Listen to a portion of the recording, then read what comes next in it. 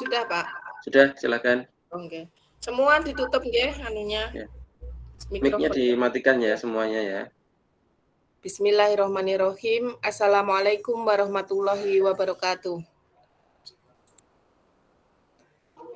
Pada kali ini kita akan mempelajari sifat makanan dan minuman untuk menjaga kesehatan dalam pandangan tradisional Chinese medicine. Jadi kita belajarnya itu dari pandangan herbal Cina. Nah, dari pandangan herbal Cina itu sangat berbeda dari apa yang selama ini kita lakukan sehari-hari, kita makan sehari-hari itu ilmunya jauh beda. Jadi tidak sama dengan pelajaran sejak SD yang namanya sehat itu 4 sehat 5 sempurna. Ada susunya itu mesti sehat, itu enggak seperti itu. Jadi kalau dalam pandangan herbal Cina atau ilmu tradisional Chinese medicine itu kita itu makan dan minum kita sesuaikan dengan kebutuhan kita dari sindrom namanya. Nah, sindrom itu artinya adalah kumpulan gejala yang ada pada seseorang yang dikumpulkan menurut pandangan Cina. Jadi menurut penyebab biasanya. Umpamanya sindrom angin. Sindrom angin itu ada angin dingin, sindrom angin panas, seperti itu didasarkan dari penyebab kan. Penyebabnya apa? Penyebab penyakitnya itu dari serangan angin. Ada lagi sindrom darah stasis. Jadi sindromnya karena darah itu beku. Nah, ciri-ciri sindrom darah beku itu apa? Nah, itu dipelajari di ilmu diagnosa, di ilmu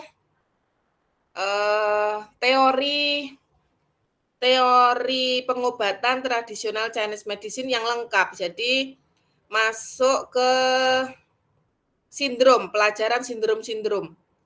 Jadi nanti kalau umpamanya ya ini sindromnya stasis darah, umpamanya kita mengalami stasis darah, itu ciri-cirinya antara lain lidahnya ada bintik-bintik hitam atau ungu atau bercak-bercak kehitaman, terus di tubuh kita ada warna-warna yang gelap, ada nyeri yang berada di satu tempat tertentu itu tidak berubah-ubah tempatnya, tidak pindah-pindah, itu berarti sindrom stasis darah. Terus nyerinya seperti ditusuk-tusuk. Jadi itu namanya sindrom darah beku.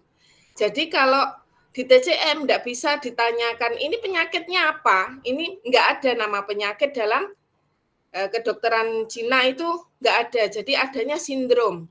Jadi sindromnya cuma paling jawabnya lembab.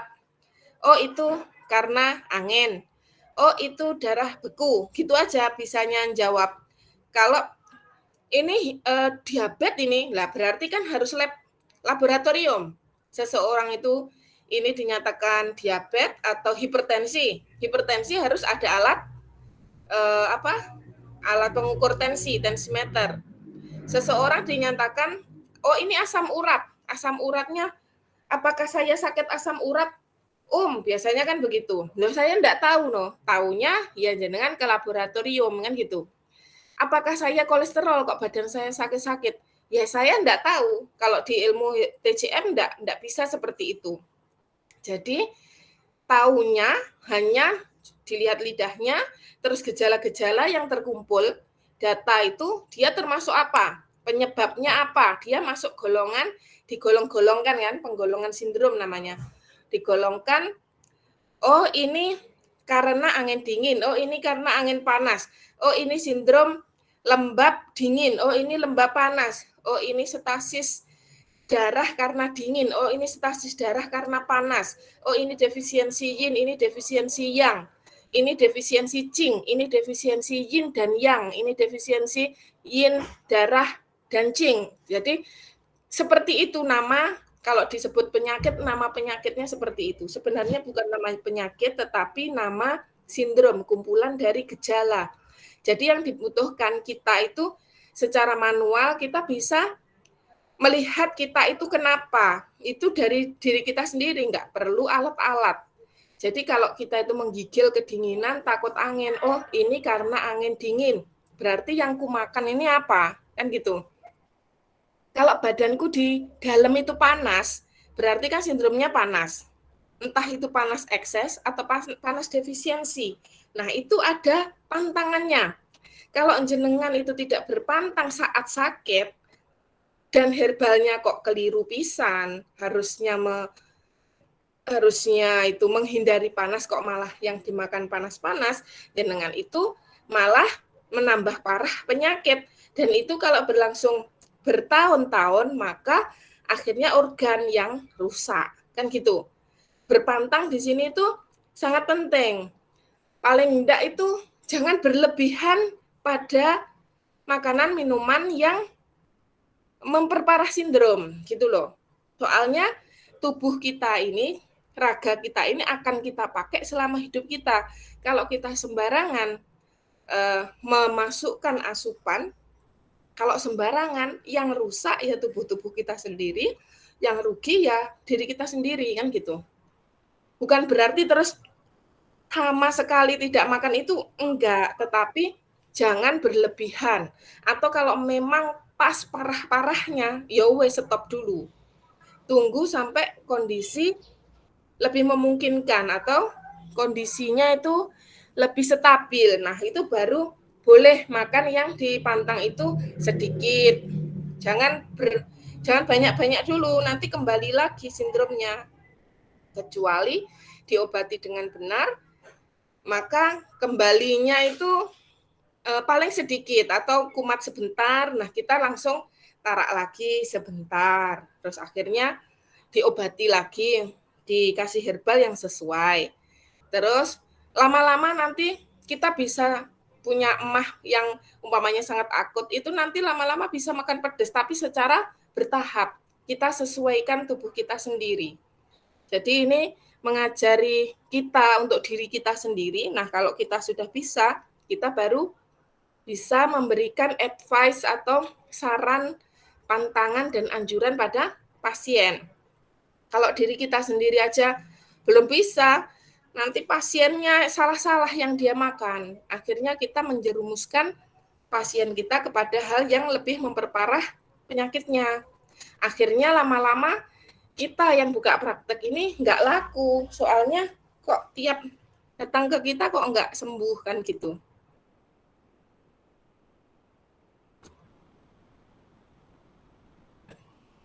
Nah, ini di dalam pengobatan Cina itu ada namanya 5 unsur ya. Ada yin yang, ada 5 unsur. Kalau yin yang itu dibagi secara garis besar itu adalah antara panas dan dingin.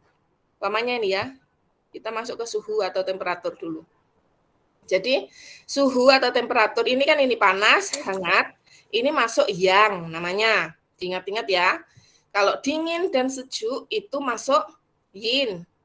Kalau netral ya netral. Netral itu bisa jenengan bawa ke hangat, bisa dimakan oleh orang yang sindromnya oleh orang yang butuh dingin. Jadi sindrom panas. Jadi orang yang sindrom panas itu tidak boleh makan makanan yang panas atau hangat karena akan menambah panas pada tubuhnya, memperparah kan. Nah, orang yang tipenya dingin, sindromnya dingin, itu jangan atau hindari makanan yang bersifat dingin atau sejuk ini. Kalau yang netral ini boleh dimakan oleh orang yang sindromnya panas atau sindromnya dingin. Jadi bebas yang netral. Lah netral ini kalau dicampuri dingin, maka dia ramuannya itu atau makanan di piring yang dicampur antara netral dengan dingin, maka sifat dari makanan itu akan ikut ke sini, akan ikut dingin. Kalau makanan bersifat netral dicampur dengan makanan hangat atau panas, maka nanti efektivitasnya akan masuk ke sifat hangat. Seperti itu kalau netral. Nah, ini sifat panas. Sifat panas lebih kuat tindakan lebih mantap dan kuat, menghangatkan bagian dalam. Nah ini, merawat sindrom dingin di dalam. Jadi ini contohnya yang sifatnya panas itu jahe. Jahe itu benar-benar panas, apalagi jahe merah. Antara jahe putih, jahe emprit, dan jahe merah, itu jahe putih biasa, jahe besar yang jahe gajah, itu derajat panasnya itu di bawah jahe emprit. Jahe emprit itu jahe yang lebih kecil-kecil. Tapi masih lebih panas lagi jahe merah. Jadi itu derajatnya. Kalau seseorang itu panas sifatnya, umpamanya penyakit panas itu contoh diabetes. Diabetes itu rata-rata sifatnya panas loh ya, diingat. Maka jangan sampai dia itu makan jahe. Setiap hari makan jahe. Nah, hati-hati juga di herbal-herbal yang dijual bebas atau dijual di luar. Kalau yang buat itu orang Indonesia, rata-rata hampir 80%, 90% itu isinya ada jahenya. Ya, atau ada madu. Madu itu sifatnya hangat. Bisa kepanas jika nektarnya itu mungkin kelengkeng, durian itu lebih panas lagi. Nah, ini ya. Jadi panas itu menghangatkan bagian dalam tubuh. Kalau dalam tubuh itu panas, umpamanya telapak tangan jenengan itu kok hangat, ingat itu berarti jenengan itu ada panas di dalam tubuh. Kalau lidah jenengan itu hangat, rasanya mulut hangat, perut rasanya kok panas, dubur rasanya kok panas, nah itu hindari makanan yang bersifat panas. Kalau jenengan makan makanan yang sifat panas, ya tambah terbakar dalamnya. Bayangkan itu kalau bertahun-tahun. Kalau sehari 2 hari segera dikasih dingin dan stop, nah itu masih normal. Kita kan namanya kehidupan seperti itu. Enggak terus dingin terus yang kita makan nanti bahaya juga. Jadi ya enggak masalah, tetapi harus segera disetimbangkan lagi gitu loh. Kalau terlalu panas didinginkan, kalau terlalu dingin dihangatkan. Jadi biar tengah-tengah. Nah ini sifat panas lagi mungkin cabai Jawa, terus yang panas itu apa ya? Ya makanan-makanan yang panas baru dari kompor itu terus dimakan, itu termasuk masuk ke panas ini. Nah, walaupun sifat yang dimakan itu agak dingin, itu kalau panas ya berarti campuran antara panas dan sifat dingin dari makanan yang sangat panas itu tadi. Nah, ini kalau hangat itu panasnya lebih ringan, tindakan lebih cepat, sering digunakan untuk mengusir patogen dingin dari luar. Nah, ini contohnya mengusir patogen dingin dari luar. Nah, ini ya. Yang tadi jahe ya. Jahe ini yang jahe kering, ini memanaskan di dalam. Kalau jahe segar, itu sifatnya, apalagi jahe segar yang besar-besar itu, yang jahe gajah, sifatnya nggak terlalu panas sepanas jahe yang dikeringkan. Jadi dia bisa untuk mengusir patogen dingin dari luar. Kalau ini sindrom dingin di dalam. Jadi dalamnya yang dingin, mungkin rahimnya dingin, boyoknya, pinggangnya itu dingin seperti es, kakinya dingin terus, setiap hari berjaket terus. Nah, kalau yang ini yang patogen dingin dari luar ini takut angin, takut dingin, ini karena serangan dari luar, dinginnya menggigil. Nanti kalau diminumi jahe geprek itu sudah enakan, itu berarti dari patogennya dari luar. Nah, kalau netral bisa digunakan untuk sindrom panas atau dingin dengan dikombinasikan dengan herbal lain yang panas atau dingin. Ini bukan hanya herbal ya, ini makanan ya pokoknya. Jadi makanan hangat ini kalau di kehidupan sehari-hari itu ada congbay itu daun bawang, bawang pre itu masuk hangat. Terus apa itu? Bawang putih digeprek terus dibuat Seperti jahe geprek ini juga buat flu, masuk angin yang karena angin dingin. Kalau yang sifat dingin ini sifat sangat kuat untuk membersihkan panas dan mengurangi api. Ini sangat bagus untuk toksin panas atau infeksi. Jadi ini sangat dingin. Mungkin seperti sambiloto itu sangat dingin. Terus pukong ing itu kalau di sini daun jombang. Terus sangat dingin lagi kalau untuk infeksi, kalau di Indonesia apa ya? Lidah buaya masuk mana, Bu? Apa? Lidah buaya. Lidah buaya termasuk dingin, sangat dingin termasuk Dia tapi sifatnya masuk menurunkan energi, jadi mengusir pencahar dia itu. Kalau di herbal Cina dia itu dimasukkan ke pencahar, membuang tinja, jadi mendorong, memencretkan. Dinginnya sangat dingin. Jadi kalau orang dengan lambung dingin itu nanti terus diare minum lidah buaya itu. Jadi lidah buaya itu bagi orang yang panas itu bagus, tapi bagi orang yang cenderung dingin itu malah memperburuk keadaan.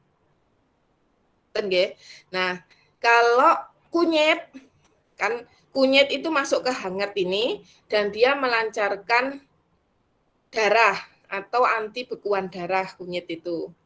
Kalau temulawak itu masuk dingin.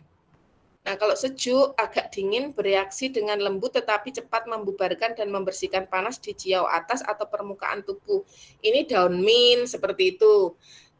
Bunga krisantemum, terus daun murbei seperti itu.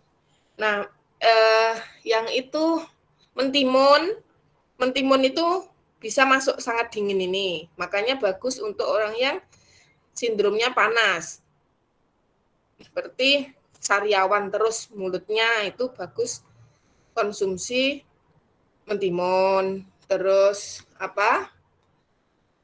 semangka itu ya dingin. Terus apa lagi? Apel itu antara ndak dingin nemen tapi antara dingin dan sejuk. Terus melon tuh dingin, Bu. Iya, melon dingin. Kalau panas ini duren, tape itu orang yang sifatnya panas di dalam tubuh jangan makan itu, malah nanti kumat seperti udang. Itu tuh masuk antara hangat dan panas, udang itu. Air degan itu dingin, Mbak. Air degan itu dingin, tapi dia ada kejutnya. Nanti dibahas tentang rasa ya. Jadi kan perpaduan ya, nanti ada warna, dari segi warna itu masuk kemana, dari segi ini masuk kemana, itu loh. Agak rumitnya di situ. Tapi dikit-dikit aja. Makanya ini kan direkam, nanti dimasukkan di YouTube kan bisa berulang kali dilihat ya biar hafal. Nah, ini ya. Terus serai itu masuk ini hangat atau panas ini. Kayu manis itu masuk panas, tapi rantengnya kayu manis itu masuk ke hangat sini, mengusir patogen dingin dari luar, juga untuk rematik karena dingin. Kalau kayu manisnya yang kelongkopannya batang itu masuk panas. Jadi hati-hati orang itu dikit-dikit pakai kayu manis, dikit-dikit pakai jahe merah, akhirnya kebakaran. Dia hipertensi, wajahnya memerah, makannya jahe malahan. Akhirnya kan serangan stroke. Nah, habah sauda itu juga masuk. Kalau enggak hangat ya panas itu. Menghangatkan di dalam itu. Kalau ketumbar, Ketumbar hangat. Hangat. Laos hangat. Terus lada itu pedas, panas, ya toh? Panas, nggih. Bawang putih itu enggak boleh banyak-banyak. Bawang merah itu kalau jenengan goreng terus dimuakan terus langsung lah badan panas. Panas, enggak enak rasanya. Mata bisa kabur. Kalau termasuk kencur jelas panas kan? Beras kencurnya, Bu. Beras itu netral berasnya. Karena bergabung dengan kencur, kan masih panas, kencurnya panas. Jenengan kan mulai sekarang jenengan tiap makan apapun dirasakan. Sebelum makan itu bagaimana rasanya, habis makan itu jenengan rasakan. Itu akhirnya nanti akan ngerti, oh tiap habis makan ini aku kepanasan, berarti sifatnya panas ini, kan gitu kan. Disesuaikan dengan ilmu yang ada. Bawang putih tadi termasuk panas nggih, nggih. Oke, panas. Berarti Lah, tidak coba boleh dikonsumsi orang darah tinggi. darah tinggi yang ya panas, nggak boleh. Oh, Nggak boleh, nanti kabur oh juga. katanya malah bisa untuk menyembuhkan darah tinggi untuk sehari suruh konsumsi bawang putih lanang itu 1 gitu. Lah, buktinya sembuh bener enggak? Belum ada sih. Lah, Kapan buktinya. hari ya tensinya normal, makan itu tensinya jadi normal gitu.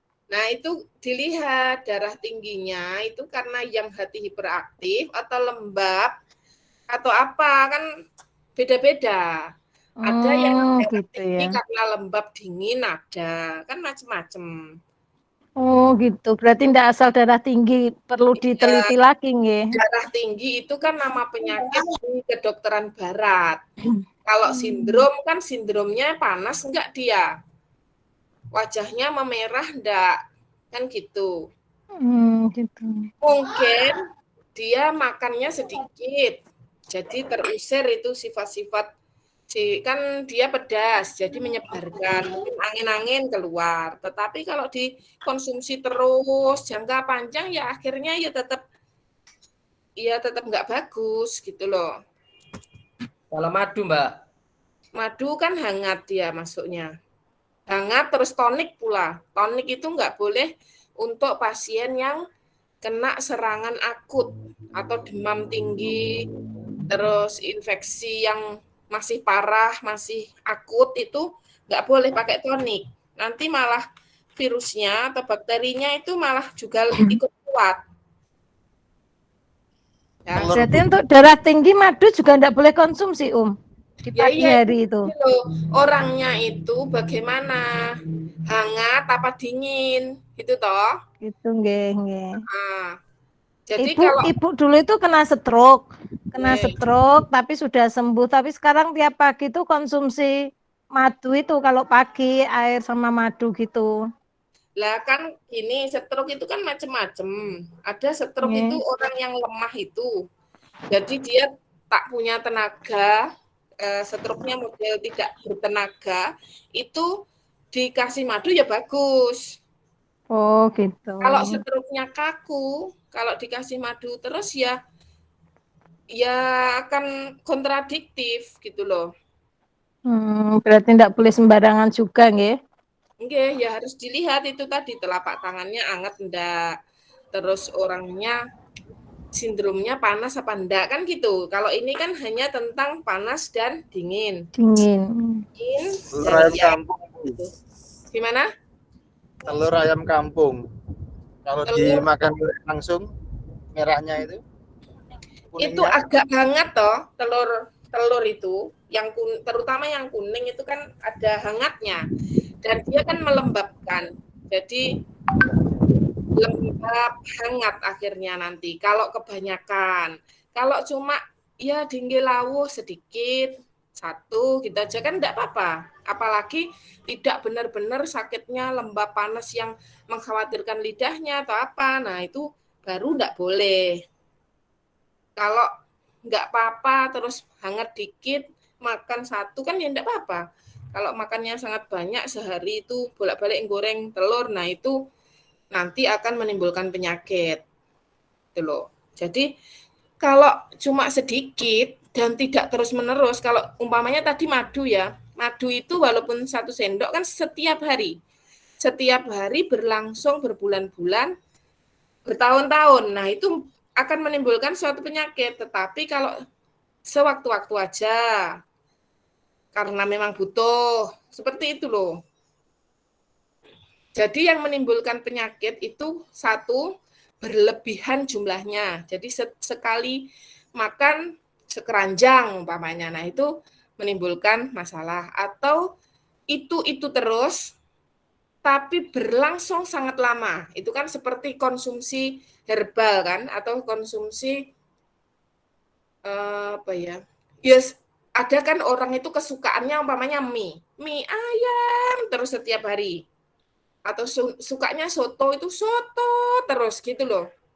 Nah, itu yang akan menimbulkan suatu penyakit. Atau memang orang itu pada akhirnya nanti sakit karena mungkin emosi ya. Emosi itu kan faktor yang nomor 1 untuk penyakit-penyakit yang kronis. Jadi ketika seseorang itu emosinya itu berlebihan, umpamanya shock berlebihan, nah itu mesti mengganggu organ.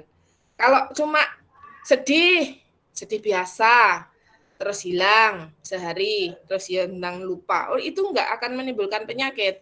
Yang menimbulkan penyakit itu sedih, besok ya sedih lagi, masalahnya sama, besok lusanya yo itu lagi masalahnya masih sedih, besok setahun itu akan menimbulkan mesti sakit paru-parunya atau dadanya atau jantungnya karena sedih, kan gitu. Jadi semua yang terlalu banyak atau terlalu sering, nah itu loh yang akan menimbulkan masalah. Kalau setiap hari menu berbeda, hanya sewajarnya ukurannya, tidak berlebihan, tidak bolak-balik tanduk, makannya nambah-nambah, karbohidrat juga secukupnya, karena jenengan bukan kuli, ya makannya jangan ukurannya kuli, kan gitu. Uang tenaganya itu enggak terlalu banyak, kok makannya seperti orang yang mengeluarkan tenaga sangat banyak. Akhirnya, energi yang tidak terpakai itu kan ditaruh di gudang. Gudangnya lemak, gudangnya tubuh itu kan ya kulit kita sendiri. Akhirnya kegemukan, begitu kegemukan bingung lagi. Makanya dirubah dari cara kita memilih makanan, jumlahnya juga jangan berlebihan, kan begitu. Itu karena tubuh kita itu kita pakai sampai kita mati. Kalau tidak kita jaga, kita akan pakai raga ini, itu kalau sakit kita kan ya yang repot kita, bukan orang lain. Ya orang lain akan repot juga. Kita jadi ngerepoti orang yang ada di sekitar kita. Kalau tubuh kita tidak kita jaga dengan baik. Walaupun dijaga itu loh kita sih naik turun, apalagi tidak dijaga. Itu loh. Maka akan kalau umpamanya kita punya suatu ruangan seperti rumah ini, kalau kita tidak menjaganya dengan baik, akhirnya kan temboknya dedel-dedel, lembab, berjamur, dibiarkan saja. Akhirnya tumbuh jamur, tumbuh pohon-pohon, terus ada hewan-hewan, ada macam-macam. Akhirnya kita seperti hidup di dalam gua. Terus ya mesti ada penyakit yang seperti rumah kita itu, ya penyakit lembab yang sulit diobati. Itu sebenarnya dari diri kita sendiri. Kita punya ruangan itu ya harus dijaga, karena ruangan kamar ini tempat kita hidup, itu pun juga harus dijaga. Itu di ilmu Cina, tradisional Cina itu sangat diatur benar-benar aliran energi, aliran air, aliran udara itu ada aturannya. Itu yang membuat kita sehat. Jadi hubungan antara mikrokosmos tubuh kita dengan alam semesta, dengan rumah kita itu ada hubungan yang saling terkait. Ya disebut mikrokosmos dan makrokosmos. Itu kalau di ilmu tentang rumah, tentang kesehatan rumah. Nah, ini tentang suhu, masuk ke yin yang itu tadi sudah. Jadi mulai sekarang agak diperhatikan. Terutama anak-anak kita tubuhnya mereka masih menggunakan, mungkin ada yang 5 tahun, ada yang 3 tahun, ada yang 10 tahun. Nah, ke depannya biar tidak seperti kita yang sudah terlanjur banyak kerusakan di sana sini. Tetapi bagi kita yang sudah rusak di sana sini, ya kita langsung segera rubah haluan. Jadi kita segera memperbaiki. Jadi ke depannya 5 tahun berikutnya atau 6 tahun kita sudah berubah atau berbeda dari sekarang. Penyakit kita akan berbeda lagi.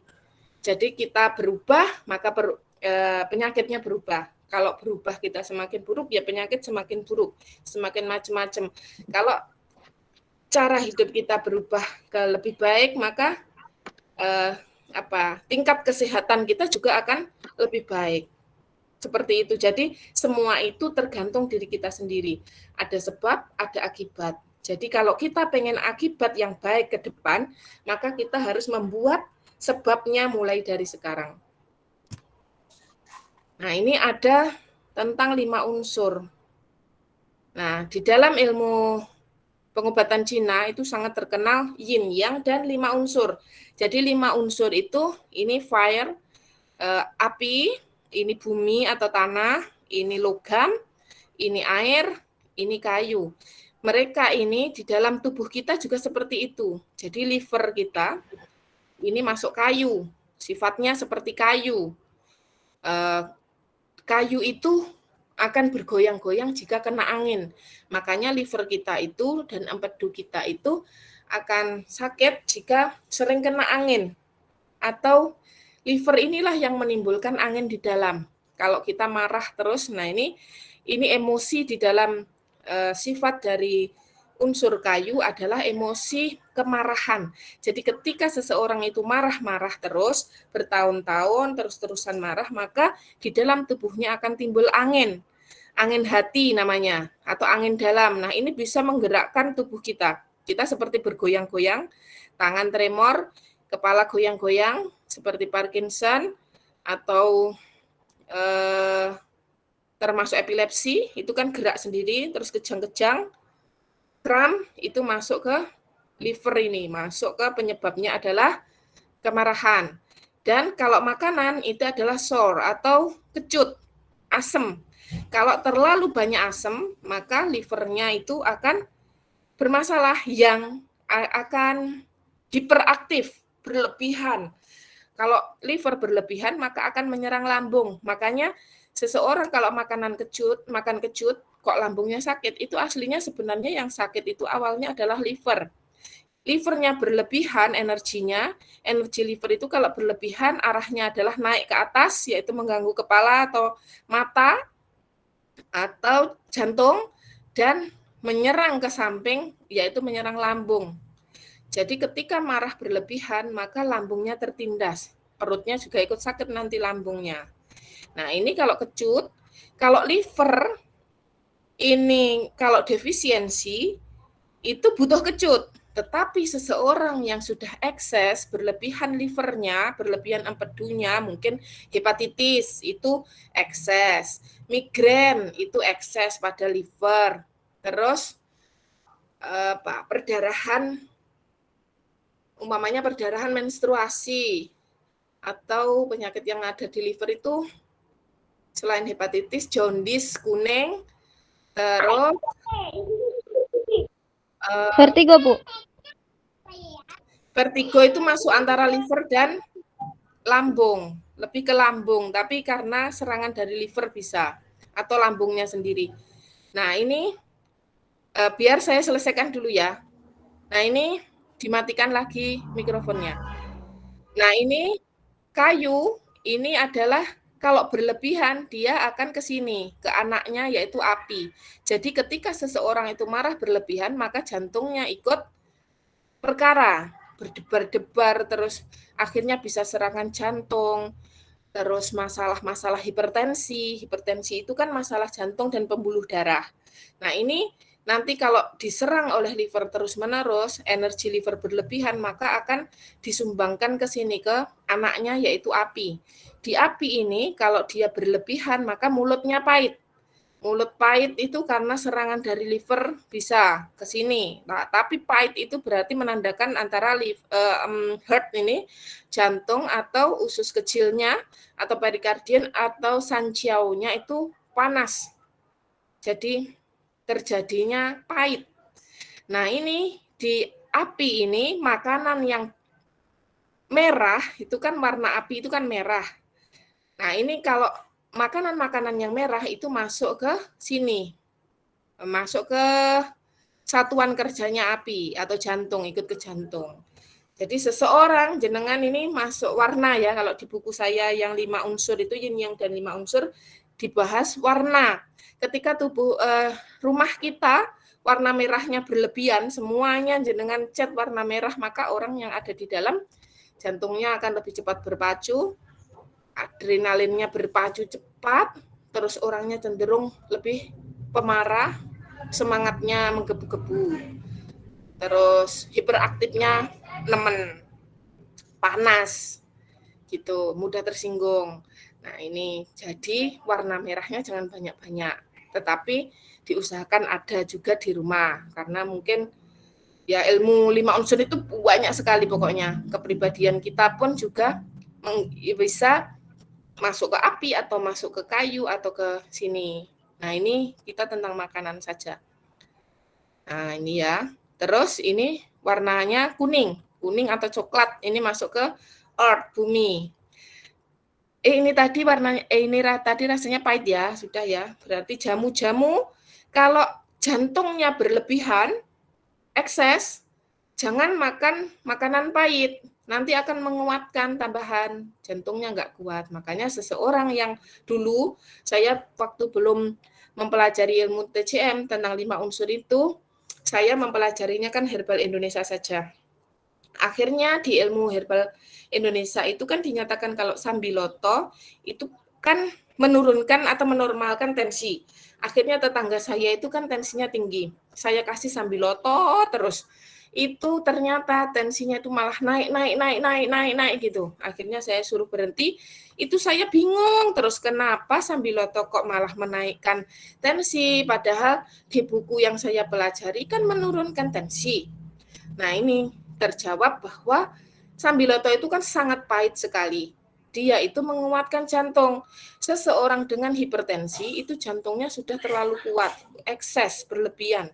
Malah ditambah pahit lagi. Akhirnya denyutnya malah terlalu cepat. Akhirnya tensinya semakin naik gitu. Jadi kita itu kalau orang-orang Indonesia, orang Jawa kalau pengen minum jamu artinya minum pahit-pahitan kan gitu. Padahal pahit itu sifatnya mengeringkan, badannya akhirnya lebih kering karena dia membuang lembab.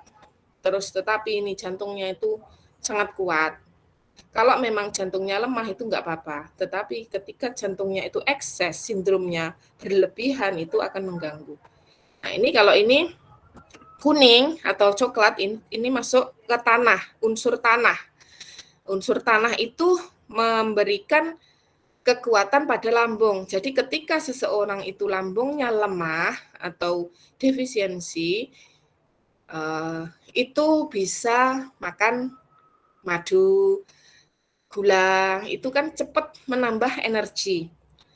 Nah, itu menguatkan limpa dan lambung. Tetapi ketika berlebihan, ketika gula itu berlebihan, maka limpa lambung termasuk pankreas itu masuk sini, itu terjadi masalah. Contohnya adalah masalahnya diabetes umpamanya ya.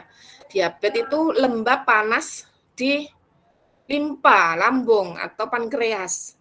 Nah, itu ketika terlalu banyak panas dan lembab itu akhirnya limpanya bermasalah.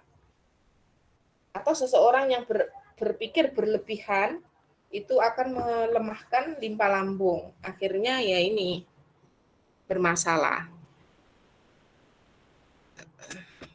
Ini termasuk warna oranye. Oranye itu perpaduan antara api dan bumi. Nah, kalau ini logam. Logam itu warnanya putih atau emas. Nah, ini putih ini bawang putih. Ini apa ini?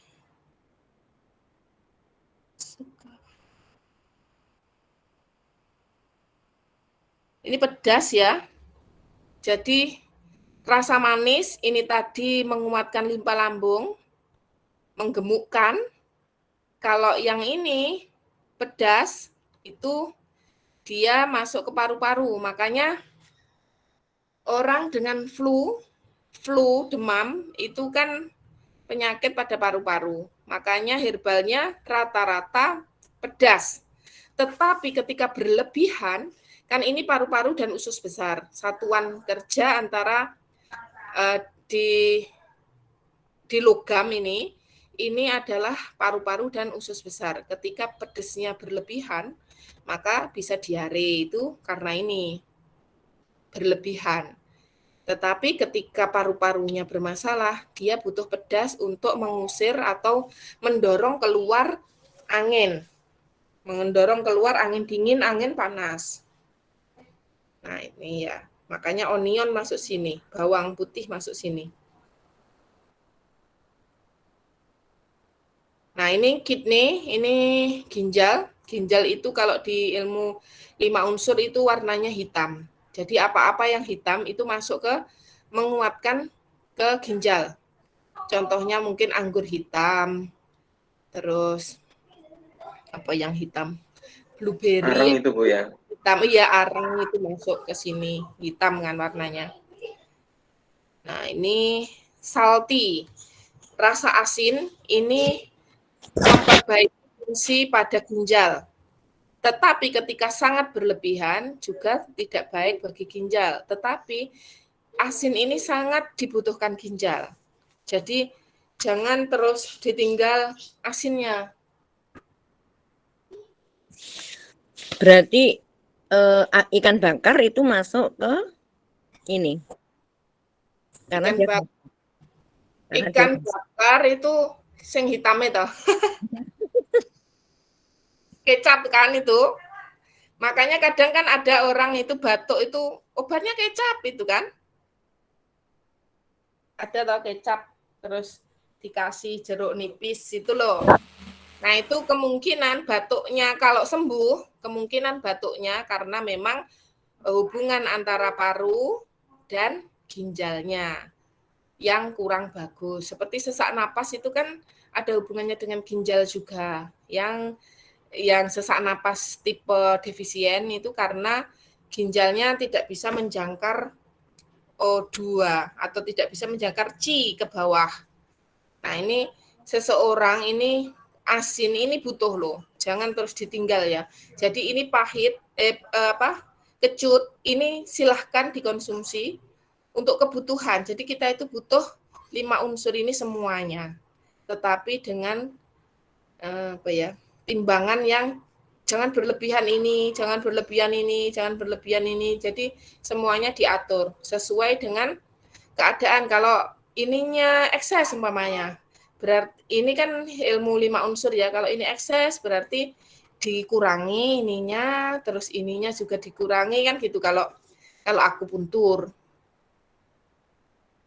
ininya ditambahi atau apa, ini kan ilmu 5 unsur nanti. Kita lama di sini nanti. Masuk ke rasa ya.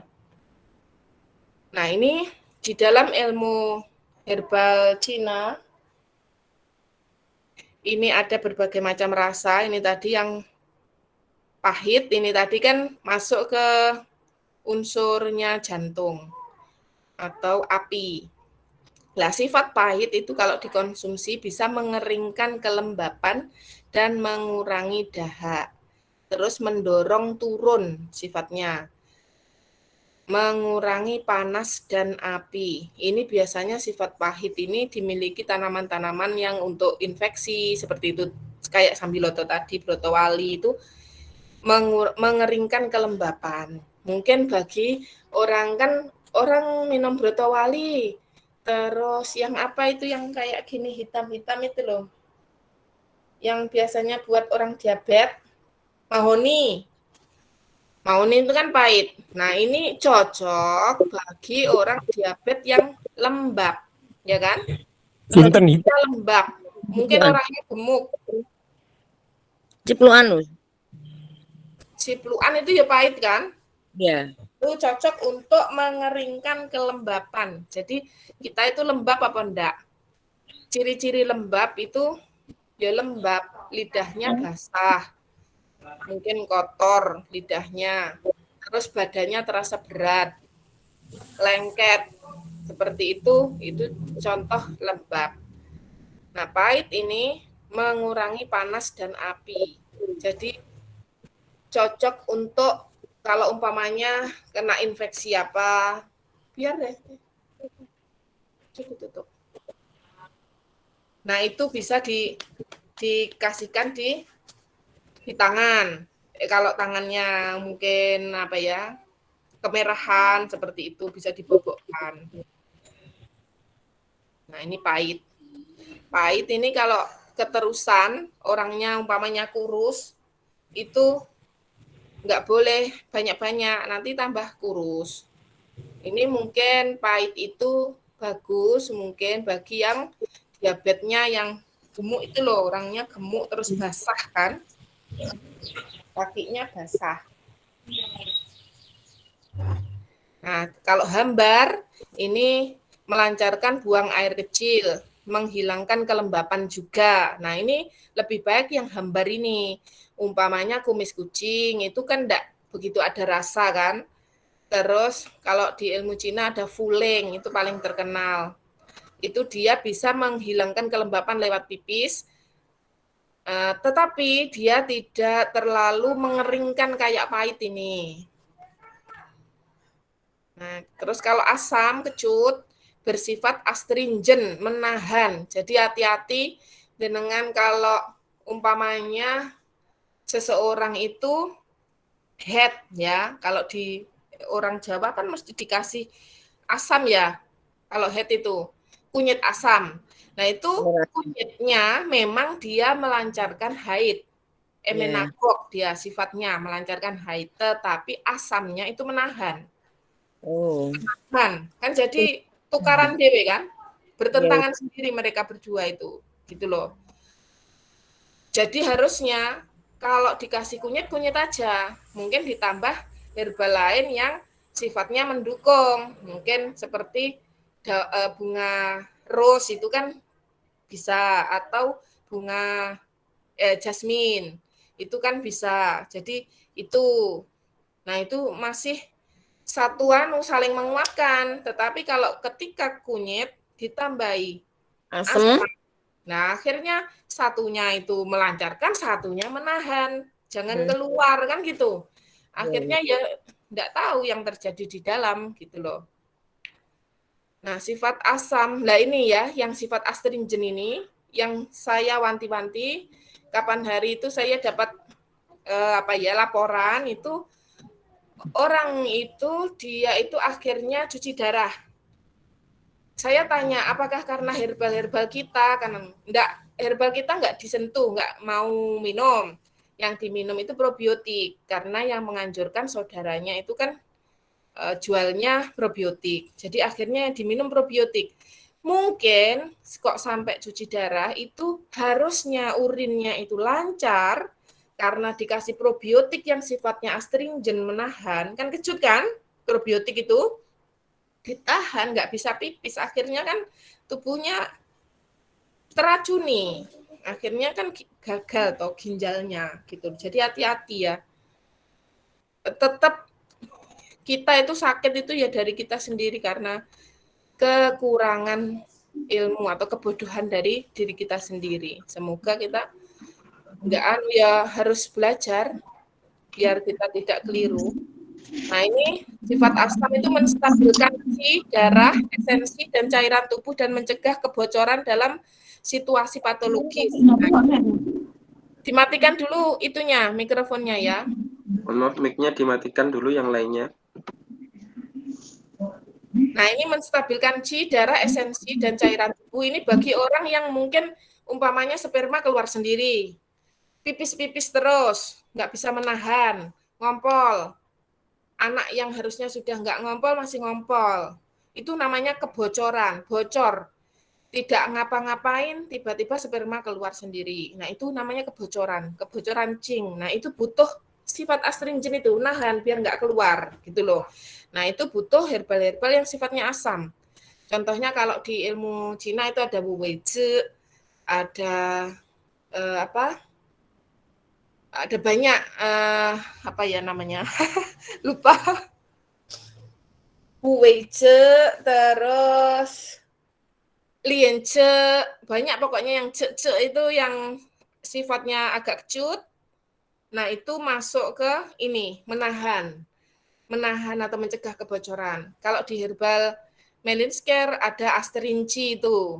Terus ada lagi soyin. Soyin itu salah satunya juga mencegah kebocoran. Nah, ini ada menghilangkan toksisitas dan mengurangi pembengkakan. Asam itu soalnya kan dia astringen. Mengerutkan. Akhirnya yang bengkak-bengkak seperti itu ya, molor itu di apa itu namanya? Ditarik gitu loh. Mengastringen. Nah, ini jadi kalau minum asam harus dilihat jenengan itu sedang butuh asam atau tidak. Kalau cuma sedikit gitu karena pengen ada buah terus rujak silahkan. Tetapi ketika itu menjadi obat, menjadi herbal yang akan dikonsumsi sehari 3 kali, sehari 2 kali, atau setiap hari dalam sebulan, nah itu harus diperhatikan jenengan itu butuh apa enggak. Lek lidahnya sudah kotor, perutnya penuh, sakit migrain, terus keputihan, kotor semua pokoknya, terus malah dikasih asam, itu nanti tertahan. Seperti keputihan itu tertahan di dalam, yang harusnya dikeluarkan. Ada keputihan itu yang harusnya ditahan, ketika keputihan itu adalah kronis, atau orangnya defisien, sangat lemes, itu memang harus ditahan, di astringen. Tetapi ketika itu adalah ekses kotor harus dibuang dulu, dibuang gitu. Ketika dibuang bersih ya sudah sembuh berarti. Tetapi ketika seseorang itu defisiensi dan mengalami keputihan terus, itu memang harus di astringen, di stop. Jadi nyetopnya atau malah membuangnya itu dilihat sindromnya.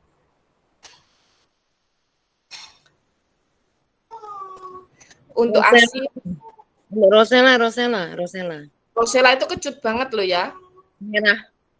Nah, itu kecut itu kalau kebanyakan, asam tadi kan masuk ke liver kan, masuk ke kayu kan. Nah, Rosella itu kalau kebanyakan, livernya nanti ekses, bisa panas, yang nguatnya liver, sama juga dengan ikut menguatkan jantung akhirnya. Nah, ini kita masuk ke asin. Asin itu sifatnya melunakkan sesuatu yang keras. Jadi, jenengan kalau ada benjolan atau bengkak atau apa, diboboki garam gitu aja. Terus diplester gitu, itu bisa empuk. Atau ada anak kecil yang tinjanya keras. Nah, itu jenengan kasih garam atau yang asin. Biasanya kalau di herbal Cina itu mangxiao. Kalau nggak ada ya garam biasa itu, dibobokkan di perutnya, terus diplester gitu, nanti empuk. BAB-nya bisa keluar, posisi tidak keras. Nah, masa atau tumor ini herbal-herbalnya biasanya ada yang sifatnya asin ini karena dia melunakkan, ngempuk nih masa. Sifatnya asin lagi adalah menggerakkan darah cairan tubuh ke bawah, jadi mendorong ke bawah. Biar bisa pipis, biar bisa BAB kan gitu. Nah, orang yang cenderung prolap organnya berarti ya jangan makan asin berlebihan biar tidak ke bawah energinya. Biar bertahan atau naik ke atas. Terus ini sifat lain menyebarkan dan mengurangi darah beku. Jadi bisa untuk stasis darah. Mengurangi api jantung dan ginjal. Nah, ini kan berarti malah bagus toh untuk jantung dan ginjal. Asin itu kalau di ilmu Cina, kalau dengan hipertensi kan langsung enggak boleh asin kan. Padahal hipertensi itu kadang sindromnya adalah jantungnya panas, api jantung. Nah, ini kan perlu asin untuk menguatkan ginjal, biar hubungan antara ginjal dan jantung baik lagi. Jadi asin itu sifatnya air, sifat ginjal. Di tubuh umpamanya terlalu banyak api, kita perlu kasih asin. Makanya itu ada yang oralit ya. Kalau tubuh terlalu panas, jenengan kasih Oralit itu nanti enak tubuhnya karena ada asinnya ini. Asin, terus ada manisnya dikit. Nah, manis kan menguatkan dia ini, nih, manis bersifat tonifikasi, menguatkan qi, darah, yin, dan yang. Memelihara yin dari tendon dan melemaskan otot, mengurangi stres, emosi dan rasa marah, mengurangi kecepatan perubahan patologis, menstabilkan kondisi, memulihkan fungsi organ, mengurangi efek samping herbal yang sifatnya keras, mengharmoniskan herbal yang berbeda arah. Ini ada di sifat kancau, makanya kancau atau akar manis itu di herbal Cina mesti dipakai dikit-dikit. Tiap ada ramuan mesti ada kancau. Itu karena dia memoderatkan atau membuat herbal lain itu bisa bersatu dengan herbal lainnya. Terus sifat keras dari herbal umpamanya ada racunnya dikit atau apa, itu dia bisa agak menetralkan. Seperti itu kancau. Kalau sifat kelat atau sepet itu menahan dan mencegah kebocoran dalam kondisi patologis, menstabilkan substansi penting. Ini juga hampir sama dengan asam. Nah, kalau orang-orang yang pengen singset itu kan biasanya dikasih kelat. Itu juga harus hati-hati kalau orang itu ya manjakani. Nah, manjakani itu kan kelat, sepet. Nah, itu kelat ini bagus untuk menahan mencegah kebocoran seperti diare terus kronis nggak sembuh-sembuh, itu dikasih yang kelat. Jambu biji itu daunnya itu kan sepet banget. Nah, itu dia bisa menghentikan diare, tetapi ada diare seperti disentri itu harusnya dikeluarkan karena itu racun. Harus dibuang dulu keluar dengan mengusir lembab panas namanya. Nah, kalau keputihan itu langsung ditahan, itu ya lihat-lihat. Kalau harusnya dia dibuang terus ditahan, itu kan malah berkumpul di dalam, membentuk lembab di dalam, akhirnya malah gak bagus. Nah, ini manis sudah, sekarang aromatik atau pedas dulu. Pedas bergerak cepat.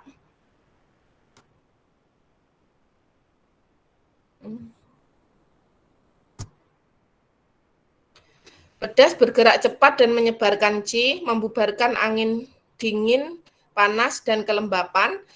Nah, ini pedas ini kok membubarkan angin dingin, tahu ya pedas, tapi pedas hangat atau pedas panas.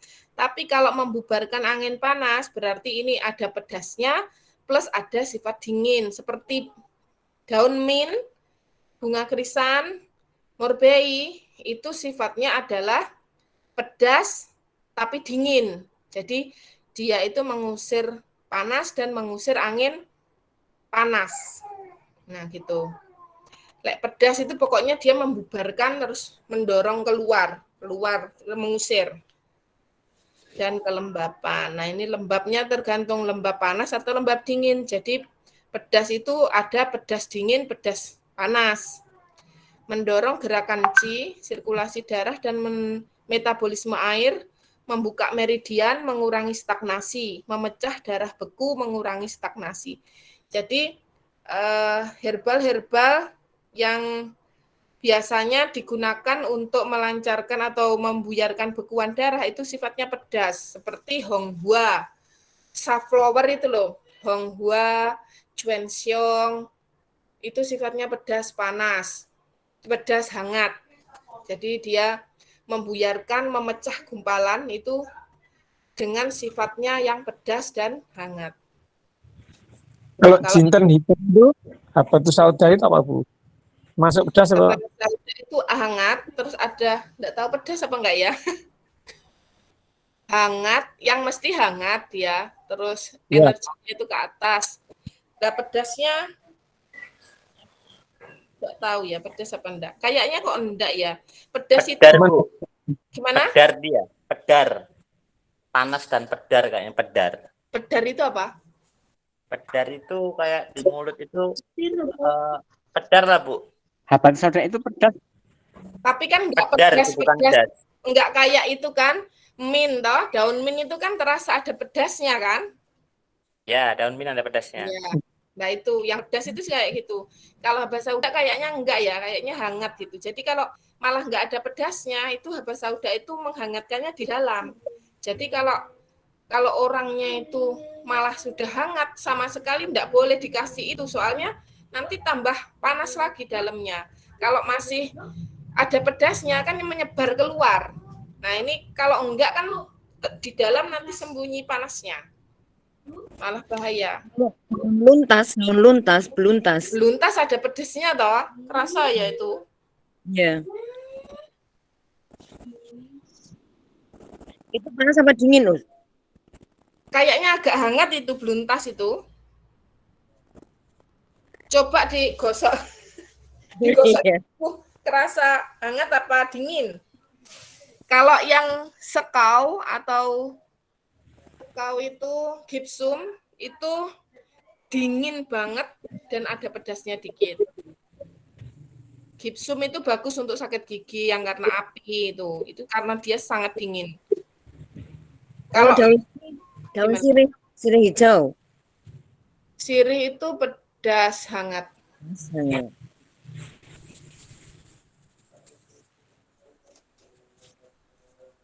Oke, cantik. Nah, ini aromatik. Aromatik itu yang beraroma, menyengat, yang biasanya herbalnya, tanamannya itu bisa diambil minyak essential oil-nya gitu loh. Nah, ini aromatik.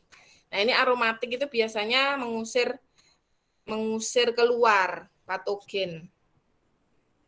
Nah, ini aromatik ini seperti pedas tapi lebih beraroma, menggerakkan dan menyebarkan, memiliki sifat lebih ringan yang lebih mampu menembus kekeruhan atau kelembapan, menghidupkan kembali limpa, mentransformasi kelembapan, digunakan ketika si limpa tak mampu naik, si lambung tak mampu turun, membuka lubang untuk sindrom tertutup, membuka blokir qi, mampu menembus wilayah lebih dalam dari tubuh untuk mengatur qi dan darah. Sering digunakan topikal untuk menghilangkan nyeri dan mempercepat penyembuhan luka. Nah, ini contohnya bingpien. Bingpien itu apa ya? Lupa saya nama anunya. Bingpien, borneol. Borneol itu kan pedas, dingin, itu bagus untuk penyembuhan luka. Terus dan ada aromanya sangat menyengat, kuat. Ada lagi yang itu sulfur itu juga masuk, aromanya sangat kuat. Terus yang ini ya bisa membuka lubang untuk sindrom tertutup, ini seperti yang di herbal Melinsker itu ada raisin, itu di dalam raisin itu ada ini herbal yang aromatik yang membuka lubang. Nah, sindrom aromatik itu ada minyak-minyakan itu yang memang sudah bentuk minyak, itu makanya kan buat gosok untuk tubuh kan, untuk dipakai kulit. Terus ada lagi yang semacam pohe atau mint, itu aromatik, dia masuk aromatik. Terus Serai. yang apa? Serai. Iya, serai itu kan aromatik, serai, cengkeh, terus adas, minyak adas itu makanya kan masuk minyak telonnya bayi ya. Itu kan buat ini untuk ini loh, mentransformasi kelembapan, terus digunakan untuk pencernaan kan, dia untuk kembung juga, seperti itu. Minyak adas, kalau untuk minyak telon kan isinya minyak adas. Biasanya Pulau Sari, Bu. Apa? Untuk kembung biasanya Pulau Sari sama adas. Iya. Adas dan Pulau Sari ya. Yeah. Mungkin biar Bu Melinda menyelesaikan dulu. Ya ada ya. Materinya. Ya. Biar selesai. Sekarang arah gerak qi herbal. Baru 3 slide nih. Arah gerak qi herbal itu tergantung suhu dan rasa. Hangat, panas, pedas, dan aromatik cenderung bergerak ke atas dan keluar. Nah, kalau jenengan ini bergerak ke atas dan keluar. Nah, ini kan makanya aromatik ini biasanya buat sakit kepala seperti itu. Soalnya arahnya dia itu mengobati ke arah atas. Dingin, sejuk, pahit, hambar, dan asin cenderung bergerak ke bawah. Jenengan kalau minum herbal dikasih sedikit asin gitu, dia nanti masuk ke satuan kerjanya ginjal, memperbaiki ginjal. Asam dan astringent masuk ke dalam, manis tetap di tempat asalnya. Tergantung pemrosesan. Ramuan diproses oleh alkohol akan bergerak ke atas, diproses dengan jahe akan bergerak keluar, diproses dengan cuka bergerak ke dalam, diproses dengan garam akan bergerak ke bawah. Jadi tergantung pemrosesannya. Jadi makanan itu kalau dicampur jahe, maka nanti arahnya juga akan menjadi berbeda gitu loh. Umpamanya arah herbalnya umpamanya turun ke bawah, tapi dikasih jahe nanti bisa ke bawah keluar gitu. Ada bisa ikut pemrosesannya atau dua-duanya ikut semua. Nah, ini mempelajarinya lebih rumit ini ya. Sekilas saja dulu. Kalau arah gerak Qi herbal tergantung fungsi.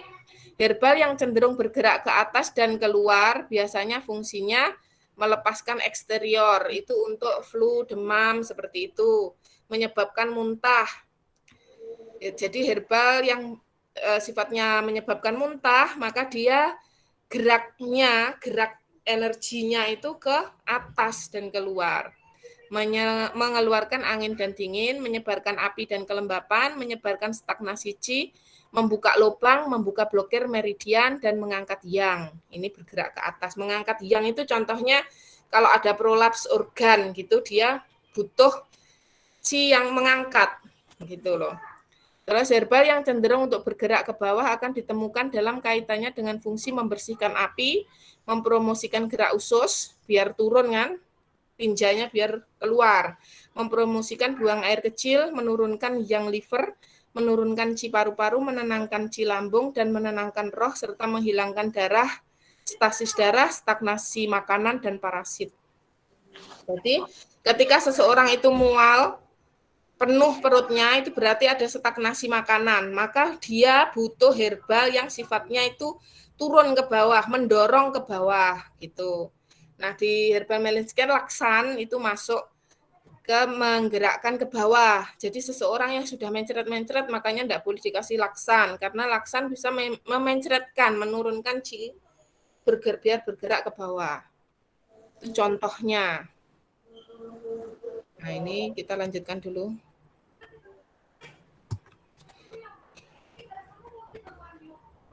Nah, ini kan sering saya unggah ya, kalau makanan bersifat yang. Ini makanan yang mempunyai ciri berbau menyengat, pedas, asam, dan panas. Ada cabai, paprika hijau, bawang putih, jahe, bangsa bumbu pedas, daun bawang, bangsa bawang, jamur, paprika, tomat, minyak wijen. Tomat ini kadang ada yang memasukkan ke sifat dingin, kadang dimasukkan ke yang. Mungkin tergantung kecut atau tidaknya. Kalau kecut banget dia masuk ke yang. Nah, ini minyak wijen, itu hangat, yang kan, jeruk, kacang, kesemek, durian, tape, kelengkeng, nangka. Daging sapi dan sebangsanya, daging kambing, makanan dimasak panggang, makanan yang digoreng, makanan panas, ikan, daging merah, ayam, dan sup ayam, daging berlemak, telur kerang, kepiting, udang, cuka, madu, ginseng, teh, kopi, anggur, minuman keras, dan beralkohol, bersoda, rokok. Nah, ini masuk yang. Orang-orang yang punya sifat yang, contohnya adalah badannya hangat, telapak tangannya hangat, mungkin sariawan, perutnya terasa panas, ada rasa terbakar di dalam, wajahnya memerah, pipinya memerah, pipisnya kuning sedikit, keringatnya banyak, atau berkeringat seperti kepanasan, dikit-dikit kepanasan, tepas-tepas, sukanya yang sejuk-sejuk, sukanya minum dingin, minumnya banyak, itu berarti orangnya bersifat yang. Suaranya itu menggelegar, terus energinya sangat banyak, ekses, berlebihan. Nah, ini masuk bersifat yang. Nah, itu harus mengurangi ini ya.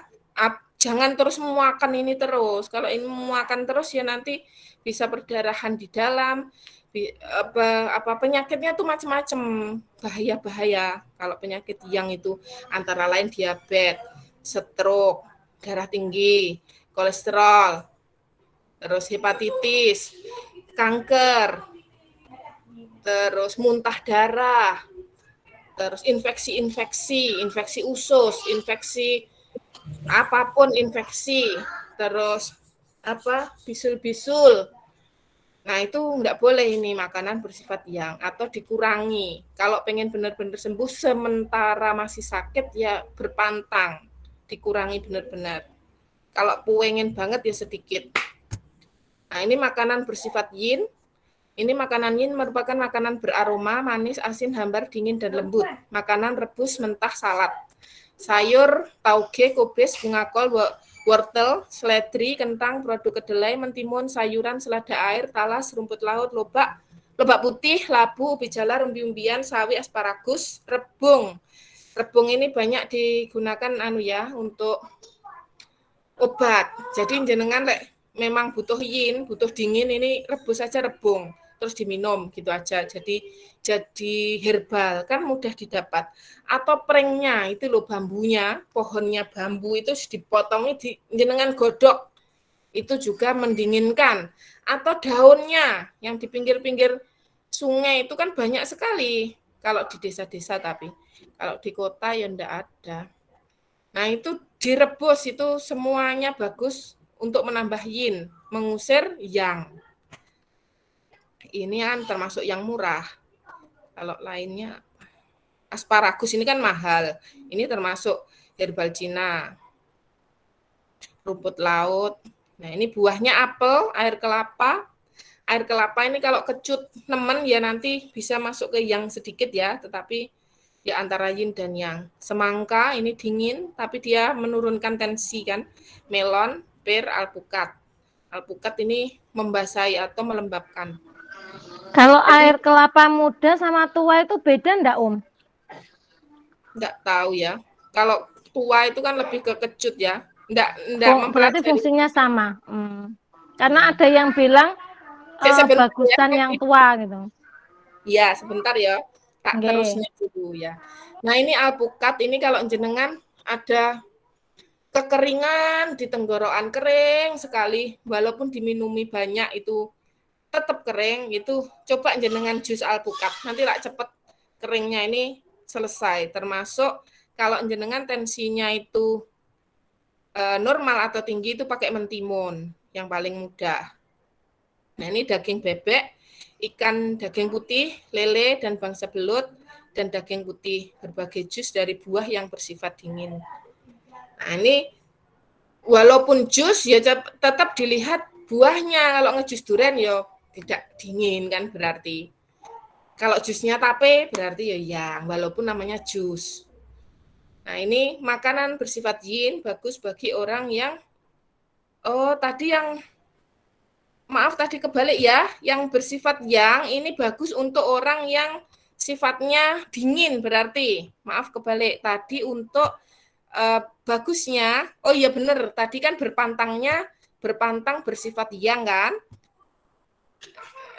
tetapi dianjurkan makan bersifat yin. Jadi orang-orang yang merah wajahnya, kepanasan, sumuk, gerah, pengen dibuka bajunya, pengen AC, itu dia dianjurkan untuk makan makanannya ini. Tetapi orang yang sifatnya itu dingin, badannya dingin, pucat, tangan kakinya sangat dingin, terus dia muntahnya cairan, terus atau pileknya itu cair, yang bening, yang banyak, bersin-bersin, itu jangan makan makanan yang sifatnya dingin ini, tetapi dia makanlah makanan yang bersifat yang, gitu ya. Nah, orang yang dingin tadi sebaiknya makan makanan yang bersifat yang, menghindari makanan yang bersifat yin, gitu. Nah, ini berikutnya adalah makanan bersifat tonik. Kurang. Bersifat tonik. Tonik itu artinya menambah, menguatkan, menghilangkan defisiensi. Jadi dia itu menambah ya. Dan madu ini masuk tonik. Tonik ini orang yang sangat lemah banget begitu minum madu dia langsung bisa kuat gitu loh. Tetapi orang yang sudah ekses kok jenengan kasih madu, maka itu kontraindikasi, kontradiktif. Jadi akan bertambah penyakitnya. Terus orang yang ekses jenengan kasih kurma ya bertambah eksesnya.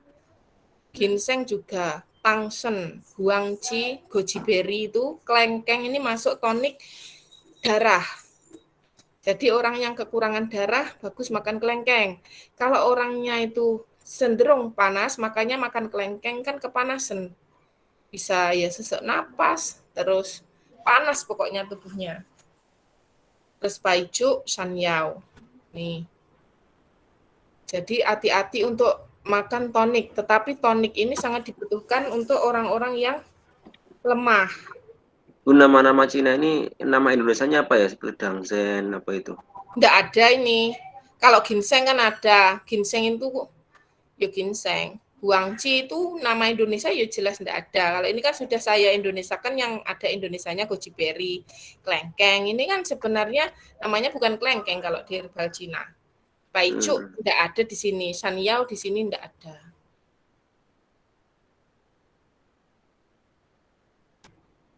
Ya ini kan yang saya sebutkan yang jenengan tahu ya, madu, kurma, ginseng, goji berry kan ada kan di sini. Terus kelengkeng. Ini tonik, ini kurma, ini masuk tonik qi, nambah energi, madu juga tambah qi. Terutama qi itu qi limpa ini rata-rata. Tapi ginseng ini qi-nya ginjal. Maka biasanya kan buat afrodisiak ya, obat kuat itu.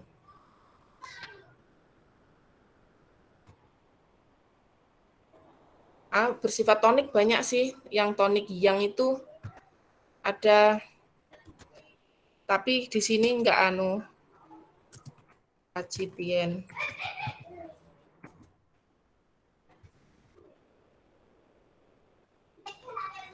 Ya dan lain-lain banyak. Nah, ini makanan pembentuk lendir dan dahak. Ini ada di kemarin yang waktu kita membahas lidahnya orang yang sakit COVID kan. Orang sakit COVID itu kan ada lendir dan dahak yang banyak yang membuat sesak napas. Makanya selama sakit itu benar-benar jauhi ini biar segera sembuh, biar tidak ada komplikasi kan gitu. Kalau pengen sembuh jangan diminumin ini gitu loh. Karena dia menghasilkan lendir dan dahak. Lah kita itu harusnya membuang lendir dan dahak kok malah ditambahi lendir dan dahak kan berarti itu kontradiktif kan. Nah, ini antara lain susu, semua produk susu yaitu susu skim, mentega, keju, krim dan yogurt. Susu kambing lebih sedikit memicu pembentukan lendir dibanding susu sapi. Kacang kedelai, kacang tanah. Nah, ini makanya kenapa orang itu makan kacang tanah, orang yang punya alergi asma itu, kan asmanya kumat kalau makan kacang tanah. Itu karena tingkat lendirnya itu di ambang batas. Makanya ketika makan sedikit aja langsung sesek, ngik-ngik gitu, kumat. Nah, ini minuman beralkohol, minuman berkarbonasi itu membentuk lendir dan dahak. Ini beralkohol ini kan sifatnya panas, lembab. Jadi begitu masuk membentuk lendir dan dahak. Maka dia akan mengganggu liver sama pencernaan. Nah, minuman berkarbonasi ini kan sangat banyak gulanya. Gula itu kan tadi tonik, gula itu kan menguatkan manis kan, menguatkan limpa lambung. Kalau kebanyakan maka limpa lambungnya akan bermasalah. Makanya dia harusnya gula itu dimasukkan ke sel, akhirnya masih berkeliaran di pembuluh darah. Itu tanda bahwa kerja limpa itu tidak bisa lagi mentransportasi dan mentransformasi makanan. Gula itu kan makanan. Nah, itu kan dipecah-pecah di dalam menjadi karbohidrat, itu kan dipecah menjadi asam menjadi glukosa. Nah, glukosa itu kan harusnya disimpan di liver atau di sel. Nah, itu kalau limpa dan lambungnya itu bermasalah karena terlalu banyak makanan yang manis atau berpikir berlebihan atau keserang marah itu tadi, akhirnya tidak bisa menyimpan dalam bentuk glikogen atau apa, akhirnya beredar terus di pembuluh darah. Itulah kenapa darahnya itu kalau dicek banyak tinggi gulanya atau di urin, jadi kemana-mana gulanya itu, akhirnya merusak kemana-mana. Itu karena berlebihan atau karena memang limpa lambungnya rusak karena emosi berlebihan itu tadi. Madu. Nah, ini minuman berkarbonasi itu jenengan pernah tahu enggak kalau satu itu kan isinya banyak sekali. Contohnya umpamanya kita buat apa itu makanannya anak-anak itu yang selain yang jelly ya, jelly itu loh satu kemasan itu aja pakai gula 1 gelas itu loh langsung hilang manisnya kan, entah kemana, tetapi itu kan tetap kita makan. Nah, seperti itu minuman berkarbonasi juga seperti itu, banyak sekali gulanya. Nah, ini madu bervariasi pengaruhnya dalam aktivitas pembentukan lendir, tergantung asal bahan baku tanaman yang digunakan untuk memproduksinya. Madu eukaliptus adalah salah satu jenis yang cukup tinggi menyebabkan aktivitas membentuk lendir, termasuk propolis, royal jelly, bee pollen. Ini panas ya. Dia juga membentuk lendir dan dahak, makanya orang yang kurus, yang kurang gizi atau ini kan dinyatakan sebagai untuk menambah ya, caranya apa ya, menambah gizi atau memang bergizi. Tetapi bagi orang-orang yang sudah cenderung ada lendir dan dahak, jadi orang yang gemuk itu aslinya dia itu membawa lendir dan dahak dan kelembapan yang banyak di dalam tubuhnya, berlebihan. Yang berlebihan itu lemak itu maksudnya adalah lendir, dahak dan lembab loh. Jadi kalau sudah kegemukan, ya jangan makan makanan yang nambahi lagi. Masa sudah gemuk tetap minum susu, kan akhirnya bertambah gemuknya. Daging merah, daging ikan, unggas, dan telur hampir sama efeknya dalam membentuk lendir seperti produk susu. Telur tadi ya. Makanya telur ini kan susu, telur ini kan bagus untuk orang pemulihan yang lemah seperti itu loh. Yang butuh mungkin tulangnya segera disambung, mungkin habis operasi atau itu mungkin tidak masalah minum banyak telur seperti itu, unggas itu kan malah bagus biar cepat nyatu. Tapi kalau sudah kita berlebihan ya jangan makan itu kalau pengen kita sehat. Nah, ini makanan penghasil lendir dan dahak lainnya adalah gluten seperti gandum atau barley, roti, makanan yang dipanggang, pasta dan sereal. Gluten merupakan zat yang dapat melengketkan molekul dan membutuhkan produksi asam lambung berlebih agar dapat dicerna. Jadi ketika seseorang itu makan gluten, yaitu gandum itu tadi, sereal, pasta, itu kita membutuhkan asam lambung berlebih agar bisa dicerna. Jadi berarti kan sulit dicerna. Nah, kalau sulit dicerna, numpuk di perut.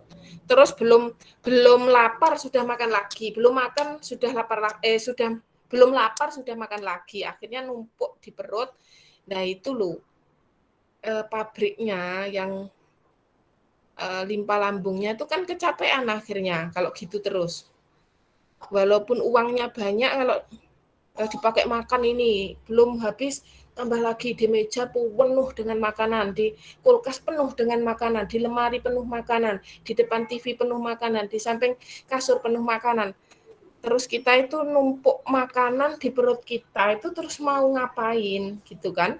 Begitu ada penyakit bingung, kenapa saya kok sakit? Padahal dari dirinya sendiri. Coklat dapat melemahkan sphincter esofagus bagian atas dan bawah. Sphincter ini bertindak sebagai penjaga gerbang, menjaga makanan dan cairan menuju ke arah yang benar, ke bawah, dan mencegah asam lambung naik ke kerongkongan, faring, dan laring. Jika sphinkter ini melemah dan asam lambung berakhir di tempat yang tidak seharusnya naik, Anda dapat mengalami suara serak, kehilangan suara, batuk kronis, dan dahak di bagian belakang tenggorokan. Coklat juga dapat meningkatkan produksi asam lambung.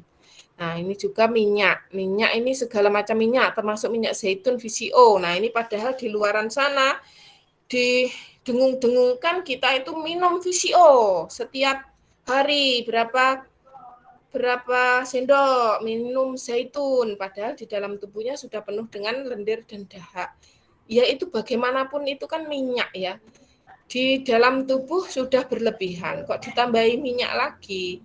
Walaupun minyak itu minyak VCO, minyak zaitun, tapi kan tetap minyak. Nah, gorengan juga. Makanya kalau kan dikurangi nih. Kalau pengen tidak berlendir dan berdahak. Lendir dan dahak ini bukan cuma sekedar lendir dahak batuk itu loh ya. Lendir dan dahak di ilmu TCM itu antara lain kolesterol tinggi itu lendir dahak. Gula darah itu lendir dan dahak yang ada di pembuluh darah, di darah. Kolesterol juga di darah, makanya dia menyumbat pembuluh darah. Bisa akhirnya oksigen tidak sampai ke otak.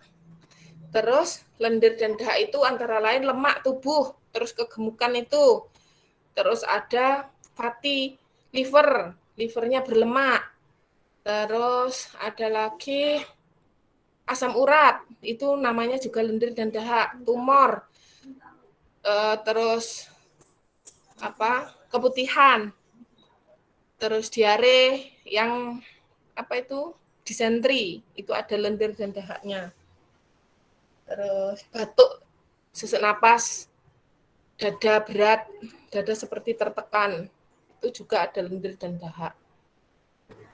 Nah, itu ada pembengkakan yang nyeri, itu juga ada lendir dan dahak biasanya. Nah, itu yang bisa saya sampaikan.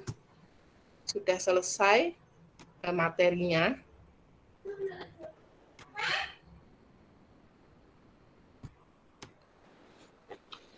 Pertanyaan jawab Bu Mel. Iya, oke, monggo. Bentar. Nah, ini produksi dari Melinsker ya, ada beberapa. Ini relaks yang, ini merelakskan yang, menurunkan yang hati hiperaktif. Itu tadi yang yang-nya berlebih, itu butuh relaks yang ini gasteraci, ini menurunkan energi pada lambung dan usus, biar turun ke bawah, biar nggak naik. Kalau energi lambung itu naik, menimbulkan mual, muntah, regurgitasi asam, itu muntah sedikit asam itu kecut.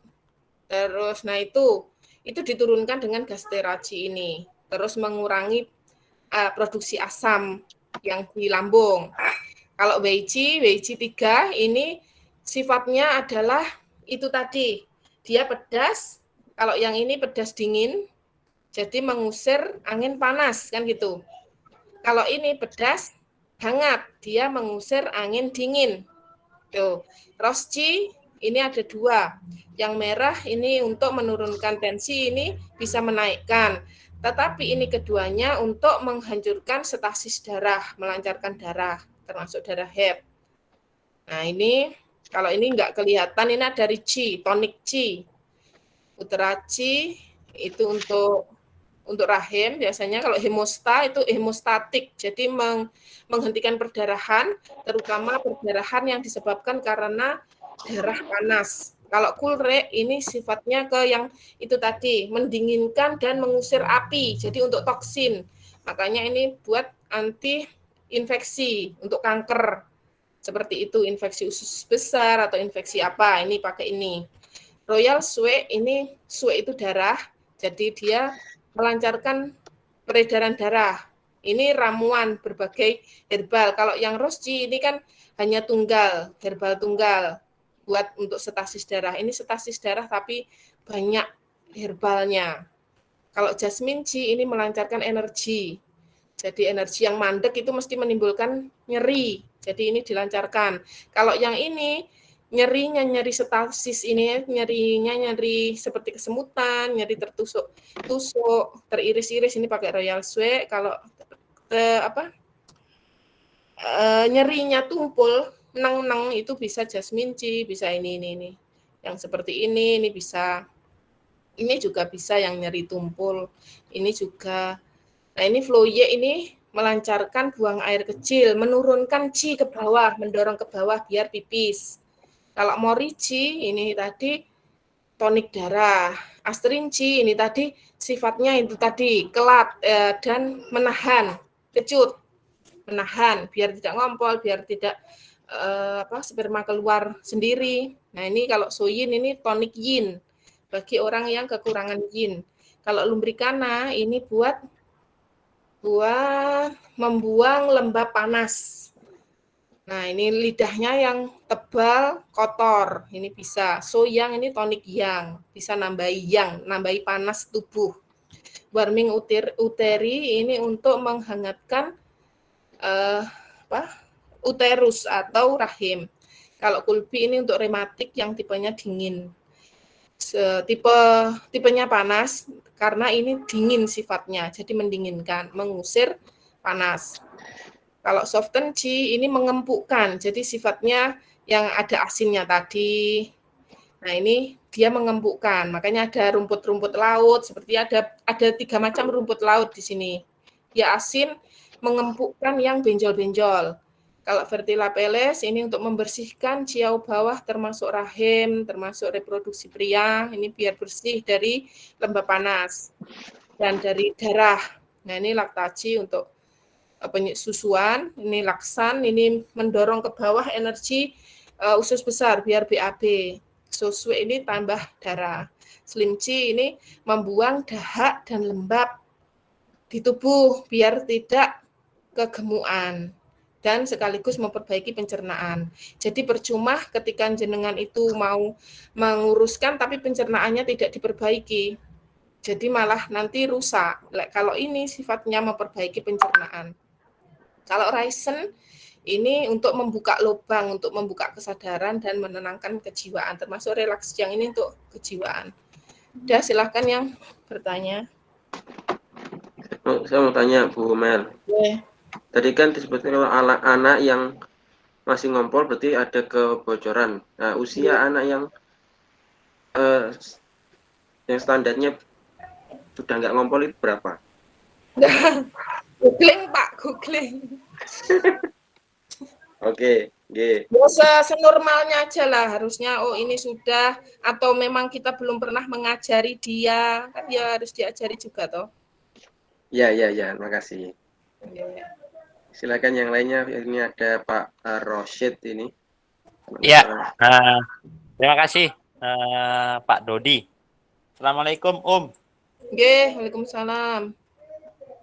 Karena tadi mengikuti materi dari awal, kayaknya banyak kan pertanyaan tadi. Yang pertama, saya menanyakan tentang itu aja, tentang teori 5 unsur.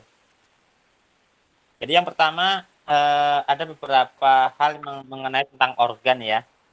Okay. Itu yang pertama, ginjal itu dia kesenangannya ya, ataupun kesukaannya itu suka asin. Tapi kalau jika dia berlebihan, maka akan mengganggu ginjal. Yeah. Terus bagaimana kalau misalnya orang itu yang masaknya itu dia sukanya asin. Nah, sementara orang lain itu sudah terasa asinnya itu udah luar biasa. Yang pertama, terus yang kedua, satu-satu aja. Oh, satu-satu. Dijawab dulu biar nggak anu. Yeah. Oh, iya. Nah, ya udah silakan Ya, pokoknya asinnya kan nggak asin kayak kita makan kuaci toh. Ini asinnya luar biasa ini tapi orang lain ngerasakan, oh ini udah asin kali, tapi kata dia ini udah nggak asin, ini biasa aja gitu.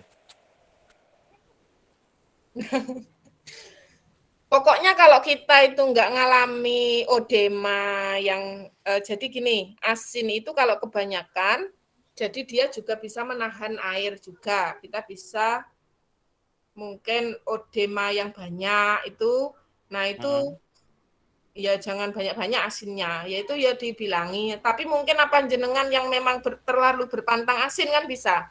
Kan ada orang itu makanan hambar aja bagi dia enak kan gitu. Lah bagi saya kalau hambar kan nggak enak kan gitu. Jadi itu kan sangat apa ya, subjektif ya. Pokoknya nggak berlebihan seperti makan kuaci yang uasin atau seperti ciki-ciki, itu kan berarti masih normal toh. Iya, ya. Ini yang kedua lagi ya, yang kedua ya. Ya. Tadi kacang salah satu penyebabkan itu bisa mengumpulnya lendir ataupun dahak ya. Ya. Kacang tadi banyak kacang. Terus di umumnya kebanyakan kalau banyak makan kacang nanti bisa kena asam urat. Nah, ini kontroversinya seperti apa ini, Om? Lah iya itu tadi kan, asam urat itu kan masuk lendir, masuk dahak, masuk lembab. Makanya kalau kebanyakan kacang yang penghasil lendir itu tadi kan berarti memang lendir dalam artian asam urat gitu loh. Ya. Ya wes berarti kan memang menyebabkan asam urat. Berarti kan memang penghasil lendir beneran. Jadi kalau misalnya herbalnya ditambahkan supaya asam uratnya juga nggak membengkak tadi, ditambahkan ada herbal yang sifatnya tadi asam ya ya. Jangan no. Kalau asin no. Kalau gitu ya. lendir kan diempukkan lendirnya ya memang kalau di pengobatan Cina langsung ada ini herbal ini untuk mengurai dahak, mengusir lembab, reda. Jadi milih-milih yang seperti itu. Kalau iya itu. Kalau ada dahak terus makan kecut malah tertahan no dahaknya. Iya. Kempal di dalam. Nggak bisa keluar. Harus dibuang, dipipiskan kan. Biasanya kan dibuang lewat pipis. Atau ya diurai dahaknya, diperbaiki limpa lambungnya. Iya. Ini tadi menguraikan dahak kan bisa kita memakai sambiloto ya ya. Dahak bisa tadi saya ikuti, dahak bisa juga kalau sambiloto itu tadi membuang lembab atau mengusir api karena dia sifatnya sangat dingin untuk infeksi. Bukan tentang api ya. Nanya Mbak Mei. Iya. Ya, Bu. Silakan Bu Ani. Ya, silakan yang lain. Makasih, Om. Iya, sama-sama. Ini tadi bicara masalah kacang. Bagaimana dengan kacang almond? Dia kan lemak jenuhnya itu rendah. Ya, kacang almond itu yang almond ada di apa ya? Di herbal Cina itu almond itu ada yang mengurai dahak juga. Jadi yang kacang yang paling menyebabkan lendir itu nomor satu kacang tanah itu loh. Ya kan tetap ada tingkatannya kan. Iya. Terus yang berikutnya semangka itu kan ada yang kuning ada yang merah. Apakah dua-duanya masuk ke dingin semua? Masuk dingin, tapi yang kuning merah. Iya masuk dingin semua. Iya.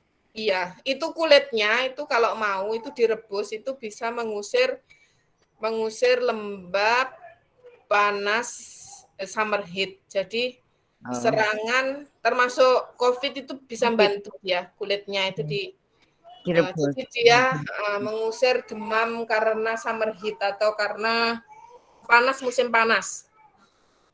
Kulit semangka. Iya. Kan ada yang di Cina itu kulit semangka itu dibuat manisan atau apa gitu loh, sampean. Iya. Ya, mungkin yang lain nanti kalau pas adzan kita selesai aja ya. Materinya sudah selesai. Nanti kapan-kapan disambung lagi. Umi. Ya.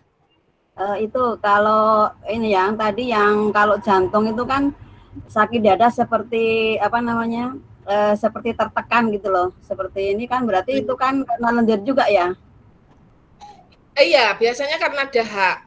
Karena ada dahak atau lembab. Jadi rasanya itu ampek, tertekan, itu seperti terikat, itu berarti ada masalah kelembapan yang berlebih di dalam. Nah, itu lembabnya lembab panas atau lembab dingin itu dilihat lagi nanti, kan gitu. Kalau misalnya pas nafas itu Umi, pas nafas itu kan berarti sakit dada sebelah kiri sampai ke belakang itu berarti apa itu ya? Kalau hubungannya dengan nafas, itu kemungkinan paru-paru. Kalau nyeri dadanya itu hubungannya dengan pernafasan, dengan batuk, sesak napasnya itu sesak napas, bukan sesak napas jantung, itu ya berarti masalah paru-paru.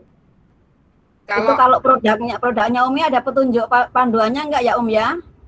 Sementara ini harus konsultasi dulu. Ini kami sedang renovasi rumah, itu dibuat pabrik. Ini alhamdulillah hampir selesai, tapi baru mau mengajukan izin BPOM. Nanti kalau sudah izin BPOM, nanti di kemasan itu baru kami bisa menuliskan indikasi macam-macam, tulisan macam-macam. Kalau ini ya enggak ada sama sekali tulisannya. Ya. Harus jenengan ya harus kirim foto lidah.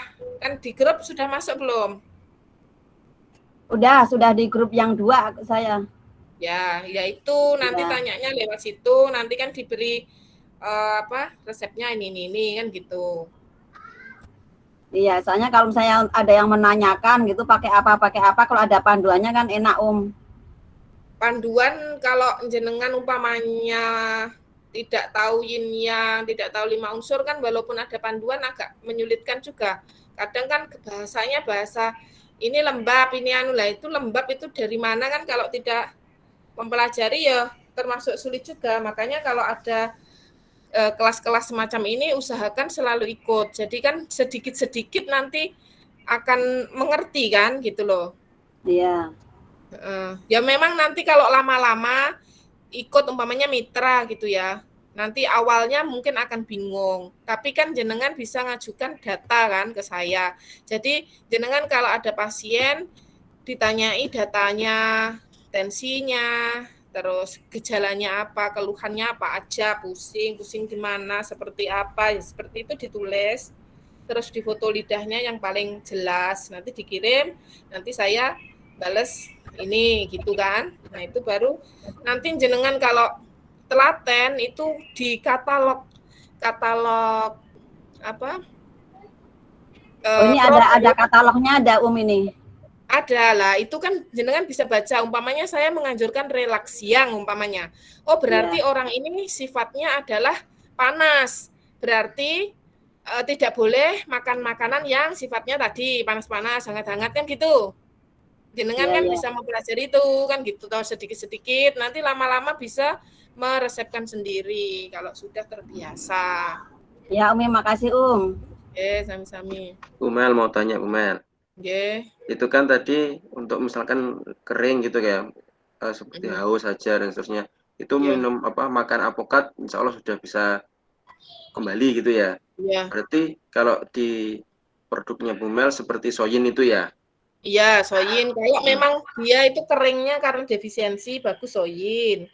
Ya, terus apa ya? Relaks yang itu juga kan termasuk mendinginkan juga. Tetapi untuk kering yang karena defisiensi yin memang bagus soyin. Ya. Terus misalkan tadi makanan yang bersifat yin atau yang itu juga tergantung dari cara pengolahannya juga. Misalkan salad ditambah keju tambah apa nanti berubah juga. Ya akan beradu ya. Nanti kuat mana atau memang ini juga ada tergantung tubuhnya nanti tetepan, ya kan? Ya tetap mempengaruhi, nanti hangatnya juga mempengaruhi tubuh, sifat dinginnya iya. Nah, nanti muncul tubuhnya muncul panasnya malahan, berarti kan kuat panasnya berarti. Matur nuwun. Sama-sama. Ya mungkin 1 atau 2 pertanyaan lagi cukup mungkin Bumel, kan sudah mulai asar ya. Iya. Silakan yang mau bertanya. Saya Bu. Ini mengangkat tangan ini. Ya Bu. Ya Bu Nur Afida. Ya kan waktu itu pernah beli Slimci tuh Bu ya. Orangnya udah habis 1 bungkus tapi beratnya tetap. Nah, itu apa memang selama ini ada yang pernah kayak gitu atau gimana ya Bu? Atau efek dari Slim Ci itu nggak harus menurunkan berat badan sekaligus atau mungkin ada memperbaiki pencernaan atau ada yang lain yang dirasakan gitu? Oh, tentang Slim Ci itu gini ya. Jenengan itu satu bungkus itu untuk berapa hari? Itu saya anjurkan sehari 3 kali. 3 kali setiap minum berapa? 1. Nah, 1 itu kira-kira kurang enggak? Uang kalau WC aja 3 kali 3. Kurang. Oh, gitu. Jadi dosis tidak memenuhi 1. Terus 1 bungkus itu loh isinya hanya 20. Terus sehari hanya 3. Makannya itu bagaimana juga. Terus tingkat gemuknya bagaimana. Terus tingkat kerusakan organ umpamanya limpa lambungnya itu sejauh mana. Nah itu kan dia itu yang dikerjakan oleh Slim Ci itu kan ngerjakan perbaikan organnya, terus membuang lembabnya, itu kan butuh waktu yang lama. Uang untuk membentuk gemuknya aja itu loh berapa tahun. Iya. Ya toh, untuk membuang itu loh apa langsung akan dikeruk terus dibuang makbuk itu. Kan nggak bisa toh. Iya toh. Ya saya juga ada itu sih. Kalau umpamanya saya rasa ada diperingatkan. efek yang lain. Enggak ya, kemungkinan kurang itu kecuali orangnya tidak terlalu gemuk, terus dosis seperti itu memang cukup bagi dia. Kalau orangnya memang benar-benar gemuk dan kerusakan organnya, limpa lambungnya itu benar-benar membutuhkan waktu kan ya cuma 1 bungkus itu sampai mana kan gitu. Nah ini namanya kan ya perbaikan organ itu butuh waktu loh. Waktunya itu enggak sehari 2 hari, seminggu 2 minggu. Butuh waktu lama. Tapi kalau saya pahami dari ceritanya sih kayaknya ada perbaikan dari pencernaannya. Nah iya kan itu mungkin dari pabriknya kan. Mesinnya diperbaiki dulu berarti. Nah itu kan kalau enggak dilanjutkan ya cuma sampai segitu aja. Ya gaya hidup loh. Seseorang yang kegemukan itu kan hasil dari gaya hidup dia bertahun-tahun. Terus mau hidup langsing loh. Nah itu kan ya harus butuh waktu bertahun-tahun lagi toh. Kalau secara nalar kan harusnya begitu. Wong dia untuk gemuk itu butuh waktu lama loh. Sudah gemuknya sudah berapa tahun? Kita biasanya seringnya pengen suka instan seperti mie instan gitu loh. Kan itu operasi. Sedot konsumen itu seperti itu. Tambah gitu, Herbalife itu mahal ya, kemudian dalam waktu 1 minggu itu turun berapa kilo. Balik lagi. Makanya butuh ilmu yang kompeten seperti kata Ibu itu. Jadi kita bisa menjelaskan yang bisa dipahami sama pasien. Iya, jadi gini loh. Obesitas itu tuh karena gaya hidup. Lah kalau gaya hidupnya pancet, terus dia itu makannya baru 1 bungkus. Terus kok tiba-tiba kurus itu apa terus ya itu tadi loh, apa dikeruk terus dibuang blok gitu. Lah malah bahaya lah. Iya, turun drastis. Enggak bisa turun drastis bahaya. Orang yang tiba-tiba enggak makan, terus dia hanya ngejus saja, enggak makan sama sekali, benar-benar berpantang ini. Akhirnya kan rusak jantungnya. Seperti orang keto, itu banyak yang drop minyak jantungnya. Masuk rumah sakit banyak yang keto itu. Jadi enggak bisa begitu. Yang bagus diet itu ya diet yang benar-benar kembali ke cara hidup yang seharusnya gitu loh. Kalau dia nggak mau kembali ke gaya hidup yang tiba-tiba ngemplok ini, tiba-tiba minum ini terus kurus gitu, celing gitu, emang kayak ya gitu terus berubah gitu. Nah kan kayal itu. Jadi penyakit obesitas itu gaya hidup. ketika gaya hidup tidak mau berubah, ya jangan berharap banyak, kan gitu toh. Nanti umpamanya dia minum Slim Tea sebulan terus turun umpamanya, atau ukurannya turun, bisa turun, tapi terus dia nggak konsumsi, terus limpa Terus lambungnya makannya belum balik lagi. benar-benar terus balik lagi, dia ya gemuk lagi. Itu tadi gaya hidup. Tetap gaya hidup, kalau mau berubah ya harus mau berubah. Kayak nggak mau berubah ya harus terima itu apa adanya. Pak Bu Sundari 2 itu mau bicara. Silakan. Yang lainnya di-mute lagi. Ada ini. Ya mungkin ini pertanyaan terakhir mungkin ya Bu Sundari, silakan.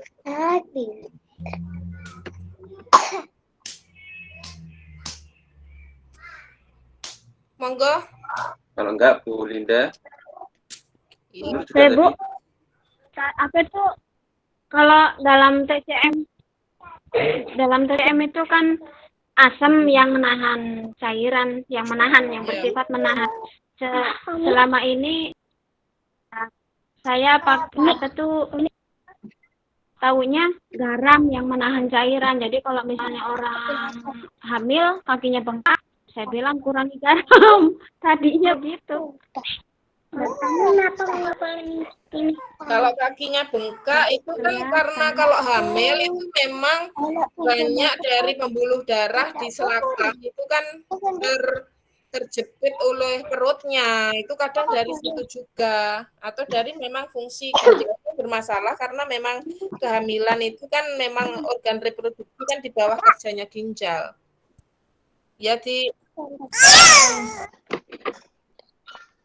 Ya kalau di herbal Cina ya paling dikasih fuling seperti itu.